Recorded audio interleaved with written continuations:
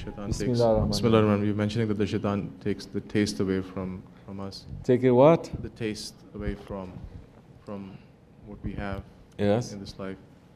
I was just thinking, how does shaitan fool a person that in a day that they have 99 good things and one thing that they not agree with? When that person sees himself as a Lord that doesn't even deserve that one bad thing to happen to them. They act so proud, so privileged, so spoiled. When they don't like adversity, bad things happening to them. They think every bad thing that happens to them is a curse. You understand? They may know religion, how to pray, but they don't know the footsteps and the lifestyles of the prophets and the saints. So now you see a disconnect between their knowledge and their experience in life. When they set themselves up to be Lord, then that time everything has to be perfect to their liking. If something is not perfect, they crumble right away. They are only looking to please themselves. When you are used to hardship, how do we train our kids to be used to hardship? Especially in first world countries, you shield them away from every hardship, right? And as a parent, you want to only provide the best for your kids. But the best according to you is not the best according to Allah. So now how are you going to give them that training that hardship can provide, that hardship provides? This is something we have to know, we have to think. Don't worry, the Dargah in every way, it's hitting against your ego. There's going to be some hardship.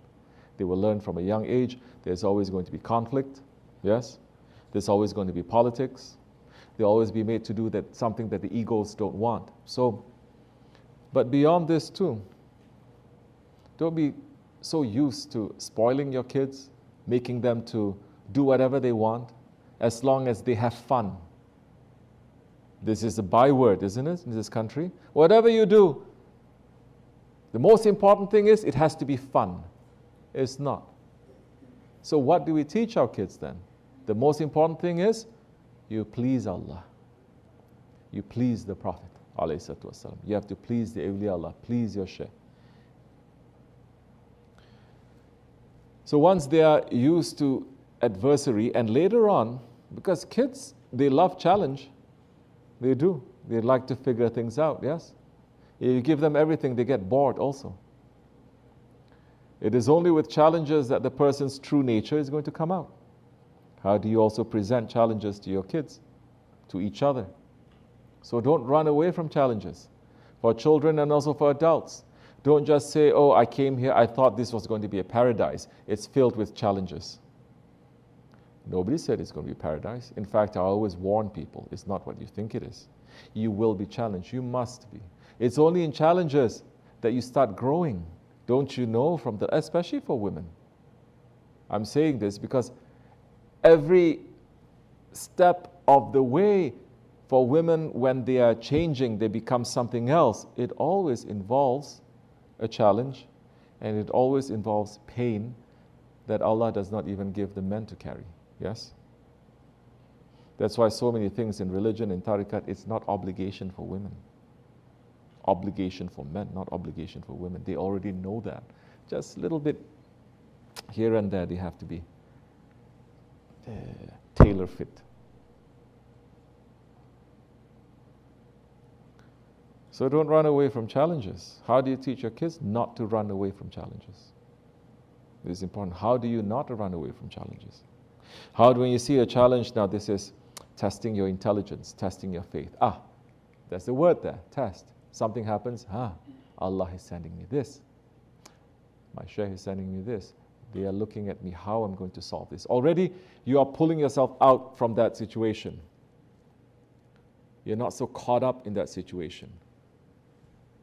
When you're raised, when every bad situation you're caught up and it is a bad thing you don't see, you are not told, you're not trained, you're not raised, you're not educated like that, then everything that displeases you, displeases your ego, displeases you, is going to be hell. As Shaykh Effendi says, you have nothing to fight, Everything, you'll fight with your clothes. You fight with something. You're always fighting with someone. Why? Well, this one, why? This one is saying something, so what? Now, the person may be good, praying, doing zikr and everything, but there is again this disconnect between knowledge and lifestyle. The lifestyle of the prophets and the saints, the lifestyle of the dervishes, the lifestyle of believers, they're always filled with challenges that Allah puts in front of them. So this is important for us to know, not only for the children. I'm saying this because don't just spoil them.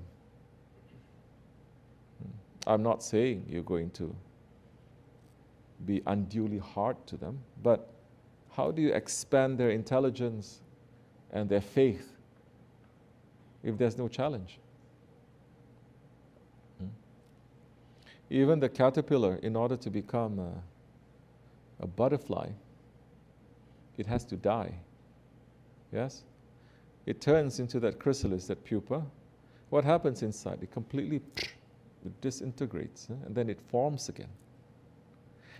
Nice words, maybe, but if you're not putting this, next time you see a challenge, something happens to you and you get very upset, you get, oh, why is this coming? I know better, I have this, they don't have, why can't they do it? Then you are going to fail. Especially if it is in a dergah, especially if it is, because all the test is coming through other people, through the situation, and it's not meant to be that easy. So what makes a man? Because a man is just so used, so privileged. What makes an adult to be so privileged? Because they're spoiled. They're spoiled, everything is given to them, or they're spoiled by people telling them that any hardship, it is a curse. It is bad. Run away from hardship. Run away from challenges. Run away from challenging ideas and challenging people. Run away from things that are uncomfortable. You must always surround yourself by comfort and fun and luxury. No. We are here in this way because we're made through every sohbah, through every day, to confront ourselves. Things that makes us uncomfortable, yes?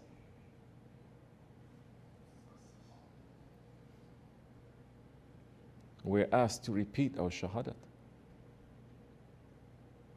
Don't get too comfortable in your shahadat. Repeat it, understand, look at it again and again and again. Check yourself. There is a judgment day. Prophet came, ﷺ, gave us Islam. Then why we have to go for judgment day? There is a judgment day. That is just the beginning. Islam is just to make us to come to our senses. That there is a Lord and you are a creature. Now, good. Now begin from that. What kind of creature? What is your work? What is your job? What is your responsibility to your Lord and to others? Don't think you make shahadat one time and people are saying, I'm guaranteed I'm going to go to paradise. Don't you see in that hadith, even the prophets, they are terrified of Allah on that day. They are waiting for the Holy Prophet. It's not just the people going up to them and they say, no, go to this one, go to this one. They also say, we are here waiting for him. He will speak for us. We cannot speak to him. We cannot speak for ourselves. We cannot confront Allah. This is part of manners. This is part of adab. Especially in this country, there's one thing, especially they don't teach. They don't teach in schools, they don't teach in Islamic schools. Adab. Everyone you're supposed to treat the same. Everyone is supposed to show yourself. You're never going to show respect. This one is like this one is like this one is like this. The adab, the protocol, the manners to a young one is different, to an elderly one is different, to a black one is different, to a white one is different, to a man, to a woman, young and old. You must look to see. Because this is sunnat, the Holy Prophet ﷺ says, treat everyone according to their station. So you have to discover what their station is and how to enter into their hearts. People are saying, immediately, when we say something like that, they say, yeah, but they did this to me. Why don't they look at my station? Stop all of that. You enter into a place like this to cure yourself because you understand you have a disease. You cannot turn it around and say to the doctor, well, you're also diseased. You cannot turn around and say, well, everyone is also diseased. No, you are here. You must be busy with yourself. So if there are challenges that are coming to you, know that it is Allah's way to say, oh, my creature, I've given you everything. Now there is some difficulty that is there. This is also coming from me. And I want you now to discover me, to discover my Prophet, to discover this way through that challenges. Find me. I'm there. The pleasure, people have pleasure. How often in pleasure they find Allah? How often?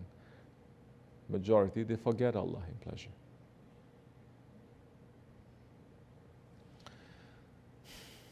So, then the training will start. Sometimes it's difficult. You go back and forth. It's okay. Hold on. You got to learn. Everyone has to. But if you understand why you're making these mistakes, why you are stuck, then you can help others. You can at least help your kids. Okay, I'm stuck like this, because like that, because of this person, because of my parents, because of this.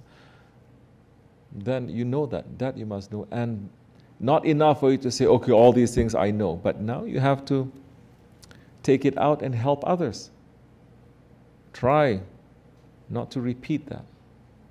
Try not to make all these buzzwords. Try not to make that trauma to be intergenerational. You understand? Can be done.